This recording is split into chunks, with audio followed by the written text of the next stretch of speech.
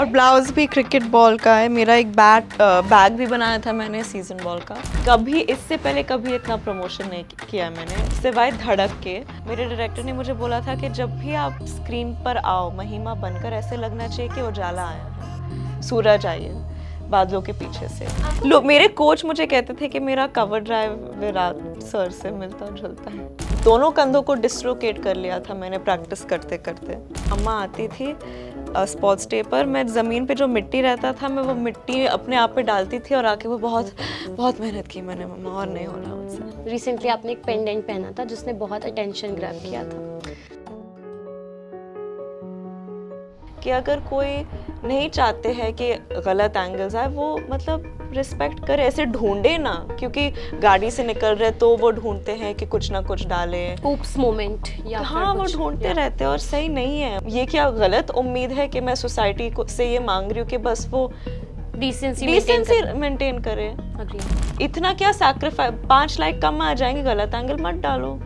Result के बारे में मत सोचो, प्रोसेस पे फोकस करो, रिजल्ट अपने आप आ जाएगा। I take my work very seriously, I don't take myself too seriously. He is the coolest father. पापा मुझे ड्रामची बुलाते हैं। ड्रामची तो हर चीज को लेकर रोना धोना झगड़ा, अजीब अजीब सिर पे तेल लगा के नीचे भाग रही हूँ कुत्तों के पीछे पापा को डांट रही हूँ कि ऐसे क्यों खाना खा रहे, तो मैं ये मेरा चलता रहता है। Hello hi welcome to ABP. मेरा नाम भावना है और इस वक्त मेरे साथ है Janhvi Kapoor, one and only Janhvi Kapoor. Janhvi, आप बहुत ही जोश और खरोश के साथ मिस्टर एंड मिसेस माही का प्रमोशन कर रही हैं। हम आपकी साड़ी में भी देख सकते हैं बॉल्स बने हुए हैं आई थिंक, हाँ, और ब्लाउज भी क्रिकेट बॉल का है। मेरा एक बैग भी बनाया था मैंने सीजन बॉल का।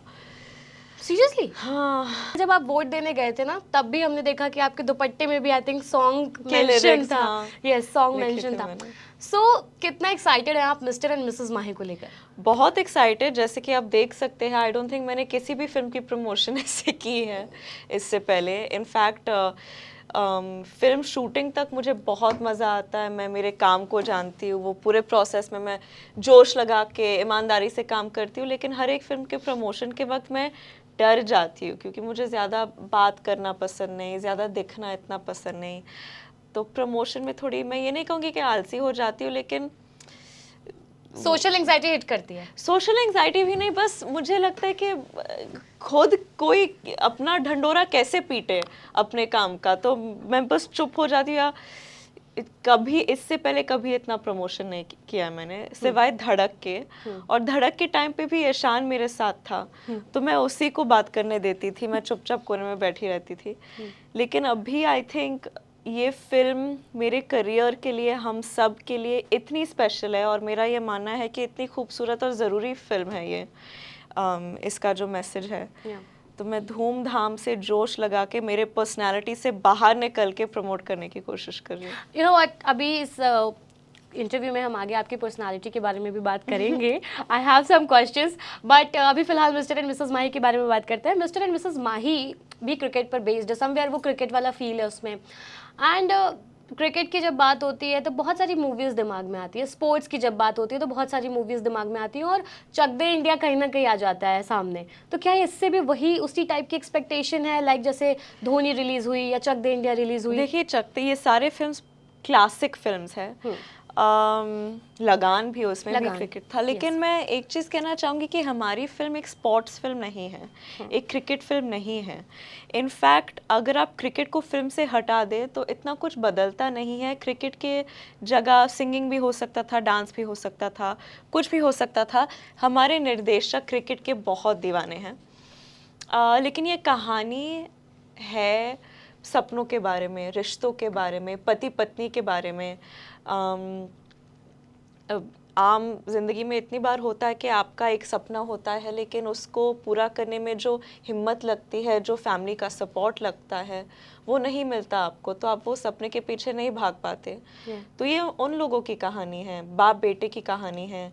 कैसे चाहे आप जितना भी देख लो ज़िंदगी में, अचीव कर लो ना कर लो, जितने भी बड़े हो जाओ, आपको वो पिताजी का अप्रूवल, वैलिडेशन तो चाहिए ही होता है। तो वो उन चीज़ की कहानी है, कैसे एक पति अपने पत्नी को सपोर्ट करता है, उसकी आंखें खोलता है, और कैसे एक लड़की के लिए वो बहुत बार होता है ज़िंदगी में कि एजेंसी एक चीज़ होती है महिलाओं में जो कि ज़्यादातर नहीं होता है, कि हमें पता नहीं कि हम वी कैन बी ओपिनियनेटेड, हम हमारी आवाज़ को यूज़ कर सकते हैं, हमारे सपने क्या है हम उनके पीछे भाग सकते हैं। तो ये इन सारी चीज़ों की कहानी है। आपका रोल बहुत जैसे आप हो, मुझे लगता है उससे बहुत हट के होता है। जैसे बवाल में भी जो आपका एक रोल था, एक वाइफ का रोल था, और उसमें भी आप थोड़ा सा, क्या उसी टाइप का कुछ हमें देखने को मिलेगा? नहीं, आई थिंक बवाल में मैं आज ही सोच रही थी उसके बारे में, क्योंकि दोनों राइटर्स सेम है फिल्म के। बवाल में काफ़ी सेमी सी थी निशा, जो कि मेरे किरदार का नाम था, बहुत ही मैच्योर थी, बहुत ही एक पेंसिव थी, मेलंकोलिक थी। लेकिन महिमा का जो कैरेक्टर ब्रीफ है कि हाँ वो बहुत भोली है, वो अपने सपनों को ठीक तरह से पहचान नहीं पाई है, क्योंकि उसे कभी वो क्षमता नहीं दी गई थी कि वो अपने आवाज़ को इस्तेमाल करे, अपने ख्वाबों को पूरा करे। वो दूसरों की धुन पे ज़िंदगी जीती रहती है, लेकिन बहुत खुश है। मेरे डायरेक्टर ने मुझे बोला था कि जब भी आप स्क्रीन पर आओ महिमा बनकर, ऐसे लगना चाहिए कि उजाला आया है, सूरज आई है बादलों के पीछे से। तो वही कोशिश रही है। तो काफ़ी हंसमुख कैरेक्टर है, पॉजिटिव कैरेक्टर है, और वो जिस तरह की प्रॉब्लमैटिक मैरिज में मेरे बवाल की कैरेक्टर थी, उस सिचुएशन में तो नहीं, उस हद तक तो नहीं है। ओके अभी बीच में आपने एक लाइन यूज़ की, फादर का वैलिडेशन आप कितने भी बड़े हो जाओ ज़रूरी होता है। रियल लाइफ में भी ऐसा होता है? 100%। लेकिन पापा मुझे वैलिडेशन बहुत आसानी से दे देते। हाँ, उन्होंने बोला था I am a very cool father. Recently मैंने उनका इंटरव्यू किया था, he said I am very cool father. He is the coolest father. Okay अच्छा, इस मिस्टर एंड मिसेस माही में आपने सूर्य कुमार यादव का स्कूप शॉट आई थिंक जी। प्रैक्टिस किया है। तो ऐसे कुछ एक शॉट्स आप बता सकते हैं, जैसे धोनी का कौन सा शॉट फेमस है? फेमस, उनका तो हर शॉट फेमस है। नो, इट्स लाइक एक शॉट जो सिग्नेचर शॉट होता है। Helicopter. Yes. Helicopter. And Virat का cover drive. Oh yes, Rohit Sharma switch hit या पुल शॉट। Pull shot. अरे Yes. मेरे सारे फेवरेट शॉट्स है ये। बट आपको लोग, मेरे कोच मुझे कहते थे कि मेरा कवर ड्राइव विराट सर से मिलता जुलता है, मेरा फॉर्म। नाइस। अच्छा, so basically you took proper coaching and training and proper 2 साल के लिए दोनों कंधों को डिसलोकेट कर लिया था मैंने प्रैक्टिस करते करते। बाप रे। सो एज अ किड हर बंदा होता है, कोई स्पोर्टी होता है, कोई कल्चरल एक्टिविटीज में मैं बहुत बिल्कुल स्पॉटी नहीं थी। टॉम बॉयिश और समथिंग? कुछ नहीं, मैं इतनी मतलब स्पॉटी का जो ऑपोजिट होता है मैं वो एक्सट्रीम पे थी। मैं स्कूल के स्पोर्ट्स डे पे जाती थी, इतनी आलसी थी मैं। स्पोर्ट्स को लेके कोई दिलचस्पी नहीं थी कि मम्मा आती थी स्पोर्ट्स डे पर, मैं ज़मीन पे जो मिट्टी रहता था मैं वो मिट्टी अपने आप पे डालती थी और आके वो बहुत बहुत मेहनत की मैंने मम्मा, और नहीं हो रहा मुझसे। सो इट्स सेम, मतलब सबको अपने मम्मी पापा से डर लगता है। हाँ, लाइक वो पुश करते हैं कि गो एंड पार्टिसिपेट एंड नहीं मम्मा मुझे कभी ऐसे स्पोर्ट्स के लिए तो पुश नहीं करती थी, क्योंकि वो जानती थी कि इसमें मतलब नहीं हो पाएगा। छोड़ दो बेचारी को। ओके सो ये अभी मैंने कुछ दिन पहले ही जैसे बताया कि सर का इंटरव्यू लिया था, तो सर बोल रहे थे कि जब मैंने उनसे पूछा कि who is the funniest one in your family, so he said कि जानवी, अनफॉर्चुनेटली जानवी का फनीएस्ट साइड कोई देख नहीं पाया। She is very funny, although Khushi is also funny but with poker face. She is extremely funny. See, unfortunately, nobody in the audience has seen her funny side. Khushi has got a poker face and can be funny. या Khushi's humour very dry humour. वो एक वो बोलती कम है, लेकिन जब बोलती है उसका एक लाइन आता है और वन लाइन है। हाँ, 1 लाइनर। मैं तो जोकरगिरी करती रहती हूँ घर पे। सो कैसे, जैसे कि पता नहीं, मैं आई गेस मैं बहुत हाइपर हूँ, और मैं मतलब हर चीज़ को लेकर बहुत ड्रामेटिक। पापा मुझे ड्रामची बुलाते हैं। ड्रामची। तो हर चीज़ को लेकर रोना धोना झगड़ा, अजीब अजीब सिर पे तेल लगा के नीचे भाग रही हूँ कुत्तों के पीछे, पापा को डांट रही हूँ कि ऐसे क्यों खाना खा रहे। तो मैं ये मेरा चलता रहता है। मिमिक एंड ऑल भी कुछ आप करते हो, जैसे कोई मिमिक्री या फिर हाँ, कभी मिमिक्री करती रहती हूँ, और आई थिंक मेरे रिएक्शंस ज़्यादा पापा, funny होते हैं। हाँ, पापा को हंसाते हैं कई बार। व्हेन वी आस्क कि आप, कभी ऐसा होता है कि एज अ फादर आपको अपने बच्चों से डांट सुननी पड़ती है? बिकॉज कई बार क्या होता है कि उनको जब बहुत सुननी पड़ती है।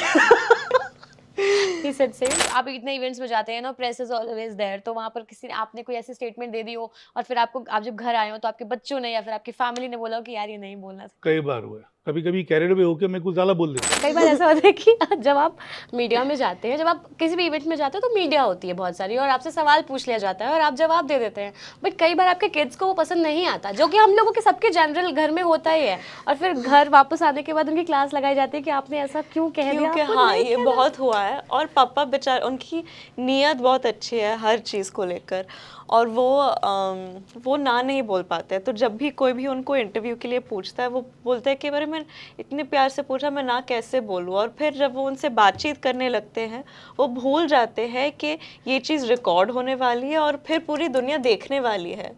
तो वो इस चीज़ का अंदाज़ा लगा ही नहीं पाते हैं। वो मैंने बोला कि आपने ये पूरे नेशनल टेलीविज़न पर क्यों बोला? उन्होंने कहा कि क्योंकि उन्होंने मुझसे पूछा, मैं झूठ थोड़ी ना बोल सकता हूँ। तो मैंने बोला कि आपने पूरा एक्सपोज़े कर लिया, झूठ बोल दो कैमरे के सामने। लेकिन नहीं, खैर उनकी नीयत तो साफ़ है, लेकिन ये भी अभी मजाक ही बन गया घर पे। डांट पड़ जाती है। उन्होंने बोला था कि फिर वो पहले वो रोते हैं, फिर मैं रोता हूँ, सॉरी बोलता हूँ, फिर बच्चे आते हैं, सो ये सारा वो ड्रामा चलता रहता है पूरा घर पे। ड्रामा। कभी आपको ऐसा सेल्फ डाउट वाला टाइम आया है? हर मूवी के शूट के पहले होता है ऐसा? हाँ, ऐसे लगता है ना कि भाई ये तो कुछ बहुत ही अलग है, कर पाऊंगी, ठीक से कर पाऊंगी, नहीं कर पाऊंगी। लेकिन फिर वो एक आत्मविश्वास भी है कि चलो आउटकम जो भी हो, मैं ये जानती हूँ कि मेरे जितना मेहनत बहुत कम लोग करेंगे। और उस चीज़ में भी काफ़ी वैल्यू होती है। अगर आप अपने काम को सही नीयत से, ईमानदारी से, मेहनत से करो तो उससे बढ़कर और कुछ नहीं हो सकता। इनफैक्ट धोनी सर का एक कोट है कि रिजल्ट के बारे में मत सोचो, प्रोसेस पे फोकस करो, रिजल्ट अपने आप आ जाएगा। तो मेरा यही वसूल है लाइफ में। सो मिस्टर एंड मिसेस माही को लेकर भी बहुत सारे लोग बोल रहे थे कि ये धोनी के ऊपर फिल्म है या ये धोनी की स्टोरी है, ऑल्दो ट्रेलर में हमने देखा कि सिर्फ ऐसा कुछ भी नहीं है। नहीं, जैसे कि मैंने कहा, ये बस धोनी सर के फिलॉसफी पर आधारित है। लेकिन उनकी ज़िंदगी के बारे में या कुछ बायोपिक बिल्कुल नहीं है। Okay. An advice you want to give to your younger self? Don't be so hard on yourself. You can't get everyone to like you. Okay. You also opened up about how media sexualized you when you were 12 or 13 years, right? I think I got the age wrong. I think the age that I meant was just जब social media का boom हो रहा था. I think मैं 14-15 की थी. 14-15. या शायद actually या maybe 13-14, I'm not sure. Yeah. But अभी boom हो रहा था. अभी Instagram पर मतलब हाँ चीज़ें आ रही थी. Agree. So अब तो वो पैप वाला ज़माना भी बहुत है कि हर जगह आपको कैमरा आपका पीछा कर रहा होता है.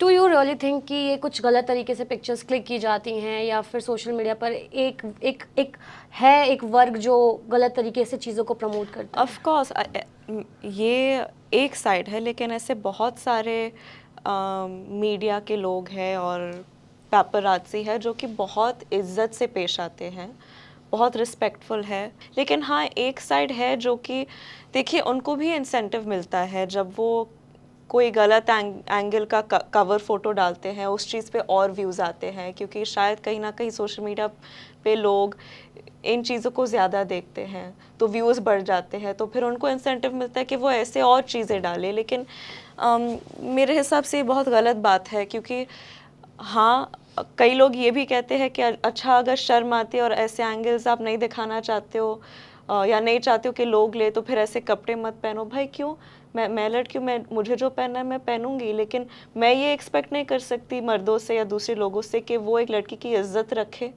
कि उससे जो पहनना है पहने दो, हम इज्जत से पेश आएंगे, गलत एंगल नहीं लेंगे। ये बेसिक डिसेंसी होती है ना। मैं मेरी फ्रीडम को क्यों मतलब रोक लूँ क्योंकि वो लोग अपने मॉरल गाइडलाइंस को फॉलो नहीं कर पाते। तो ये मुझे आर्ग्यूमेंट ही बहुत सोशली इनकरेक्ट और एंटी फेमिनिस्ट, सेक्सिस्ट लगता है। तो हाँ, वो आई थिंक आई होप ये बदलाव आए हमारे इंडस्ट्री में, जहाँ वो लोगों की इज्जत कर, लड़कियों की इज्जत करने लगे। मतलब आम लड़कियां जब अपने घर से निकलते हैं, वो उन्हें थोड़ी ना लगता है कि हाँ मुझे देखना चाहिए क्योंकि हर कैमरा तो पीछा कर रहा है, गलत एंगल ले लिया, तो वो पहन के निकल जाती है और आम जिंदगी जीती है। लेकिन हमारे लिए थोड़ा अलग होता है, और मैं ये चीज़ से बिल्कुल सहमत नहीं हूँ कि मुझे इस चीज़ को दिमाग में रख के मुझे मेरा ड्रेसिंग बदलना है। ये क्या गलत उम्मीद है कि मैं सोसाइटी को से ये मांग रही हूँ कि बस वो डिसेंसी डिसेंसी मेंटेन करे। अग्री। इतना क्या सैक्रिफाइस, 5 लाइक कम आ जाएंगे, गलत एंगल मत डालो। खैर, सोशल मीडिया पर बहुत से ऐसे लोग होते हैं जो बहुत फेक होते हैं। एक्चुअली समवेयर आई फील कि हम सभी होते हैं, बिकॉज हम मेंटली कहीं ना कहीं किसी ट्रॉमा से भी गुजर रहे हैं, बट हम अपनी गुड पिक्चर्स पोस्ट करते हैं, हंसती हुई पिक्चर्स पोस्ट करते हैं। आपको क्या लगता है कि एक्चुअली सोशल मीडिया पर हम फेक होते हैं? आई थिंक एक हद तक, आई डोंट नो फेक होता है या नहीं, लेकिन हम हमारी ज़िंदगी का बस एक ही पहलू दिखा रहे हैं। हाइड अवर इमोशंस। या आई डोंट थिंक कि हम, सोशल मीडिया उस चीज़ के लिए होता भी नहीं है कि हम हमारी अंदर की कोई लोगों के लिए होता है। एंड आई थिंक कोई लोग सोशल मीडिया का उस तरीके से इस्तेमाल करें जो कि बहुत सारे लोगों को बहुत सपोर्ट दे रहा है, उनकी आंखें खोल रहा है। आई नो, मैं काफ़ी बार ऐसे पेजेस को फॉलो करती हूँ, लेकिन हाँ, मैं इतना सोचती नहीं हूँ ऑनेस्टली सोशल मीडिया के बारे में। मेरे काम के लिए मैं उसे इस्तेमाल करती हूँ। कई कबार जब ऐसे लगता है कि बहुत अच्छी पिक्चर ले ली है मैंने, तो डाल देती हूँ बस। And what about social media trolling? जब भी कोई भी पिक्चर पोस्ट करोगे आप, whether it is in sari, whether it, मतलब वट एवर यू पोस्ट, कोई ना कोई लोग आकर के कुछ गलीज बात बोलते ही हैं, डाउन द लाइन बात बोलते ही हैं। लेकिन मुझे इतना भी फ़र्क नहीं पड़ता। That's nice. या क्योंकि मैंने देखा है, और अभी 5-6 साल हो गए कि ये होते जा रहा है। कई लोग बस बोलने के लिए बोलते हैं, उनको भी एक तरीके से इम्पोर्टेंस मिल जाता है ना, और टाइम पास हो जाता है। लेकिन अफसोस की बात ये है कि उनको लगता है कि नफ़रत फैलाने से और मज़ा आता है किसी की अच्छाई करने से। तो बस ये, but I guess it's human nature, मैं इतना नहीं सोचती हूँ। कई बार वो चीज़ सेंस भी नहीं बनाती जो वो कह रहे हैं। अच्छा, कई बार बहुत इस बात पे बहुत डिबेट होती है, स्पेशली कि you are from certain family तो तुमको बहुत एडवांटेज मिल गई, but if we see this thing from a different lens, जब कोई किसी फेमस फैमिली से डेब्यू करता है या आने वाला होता है, तो उसके पास बहुत बैगेज भी होता है। इज़ इट ट्रू कि वो बहुत सारे एक्सपेक्टेशंस के साथ आ रहा होता है, लोगों की, इंडस्ट्री के अंदर के लोगों की? Plus of course I don't think, देखिए there two sides to every coin. मैं बस मेरे एक्सपीरियंस के बारे में बात कर सकती हूँ क्योंकि मैं और कुछ जानती नहीं हूँ। ऑफ कोर्स हम दोनों चीज़ों को कंपेयर नहीं कर सकते कि हमारे साइड का जर्नी और मुश्किल है या वो ज़्यादा मुश्किल है। फ़र्क ये है कि हमें शायद आसानी से मौके मिलते हैं, लेकिन इसका प्राइस ये है कि हमें वो मौका नहीं मिलता है कि हम लोगों को सरप्राइज़ कर पाएँ। क्योंकि लोग पहले से हमारे बारे में बहुत कुछ जानते हैं, और बी, वो हर काम को इस नज़रिए से देखते हैं कि इसको तो ये मौका आसानी से मिला है, बहुत सारा एक्सपोजर है, बहुत मदद मिला होगा इससे। तो वो एक स्क्रूटनी के नज़रिए से देखते हैं कि क्या सही हो रहा है, क्या गलत हो रहा है, क्या हर चीज़ को हमें वो प्रिविलेज या वो लग्जरी नहीं मिलता कि हम आके कुछ भी करके लोगों को सरप्राइज़ कर सकते हैं, जो कि शायद वो दूसरे साइड के लोगों को छूट ज़्यादा मिलती है वैसे। लेकिन इससे बड़ा फ़र्क ये है कि उनको मौके इतने आसानी से नहीं मिलते, और जब मिल भी जाते हैं तो अटेंशन इतना नहीं मिलता। So I think it's a much harder journey when you are from the outside to get a break. तो हम कंपेयर नहीं कर सकते। हाँ, मैं यहाँ बैठ के रो सकती हूँ कि बहुत प्रेशर है, लेकिन एटलीस्ट मुझे मेरी सपनों को जीने का, फिल्म सेट पे होने का मौका इतनी आसानी से मिला है। अभी आप like you are unfiltered somewhere, आप कुछ भी चीज़ होती है तो ओन करते हो। रिसेंटली आपने एक पेंडेंट पहना था जिसने बहुत अटेंशन ग्रैब किया। So I just wanted to ask you what quality makes you you? What quality makes me me? Yes, the one quality which I think that I take my work very seriously. I don't take myself too seriously. I'm like, yeah, I think I'm pretty simple like that. Simple okay one movie जो आप करना चाहती हैं Shri ma'am की जो जिसका remake बने and you want I don't think मुझे या किसी और इंसान को या एक्टर को उनकी कोई भी फिल्म करनी चाहिए. Really Yeah. So sir said कि मिस्टर इंडिया 2 बन सकती है so actually we were expecting कि हो सकता है कि उसमें आप दिखो या ऐसा कुछ मुझे इस चीज़ की वो आपको पता है ना, वो बोलते पता नहीं क्या बोल रहे हैं, मुझे कोई आइडिया नहीं है. Okay last question would be as an actress ma'am की ऐसी एक क्वालिटी जो आप लेना चाहो मे बी वो अभी नहीं है आप में बट वो आप चाहो कि आप धीरे धीरे डेवलप करो आई थिंक वो 400 फिल्म्स करने के बाद जो फिनेस आता है उनके क्राफ्ट को लेकर, जो अवेयरनेस अलॉन्ग विथ स्पॉन्टेनिटी, वो एक कॉन्फिडेंस जो आ जाता है, आई थिंक वो 400 फिल्म्स के एक्सपीरियंस के बाद एक कलाकार कैसे परफॉर्म करता है, मुझे वो स्किल चाहिए. वो स्किल चाहिए कभी कोई वेब सीरीज करने में इंटरेस्टेड हैं आप ऑफ कोर्स, अगर स्क्रिप्ट अच्छी हो. कूल मिस्टर एंड मिसेस माही के बारे में कुछ जो भी आपको कहना है प्लीज कह दीजिए मिस्टर एंड मिसेस माही एक बहुत ही प्यारी फैमिली फिल्म आ रही है आपके नज़दीकी सिनेमा घरों में on the 31st of May. ये कहानी है सपनों के बारे में, पति पत्नी के बारे में, अरेंज मैरिजेस के बारे में, फैमिली के बारे में, और इसमें सब कुछ है, रोमांस, गाने, कॉमेडी, ड्रामा, थोड़ी सी क्रिकेट. प्लीज़ देखिएगा, बहुत मेहनत और ईमानदारी से बनाई गई है. And thank you for watching this video. Thank you, Janvi, for giving your time. Thank It you. was really wonderful. Thank Really. you. Thank you.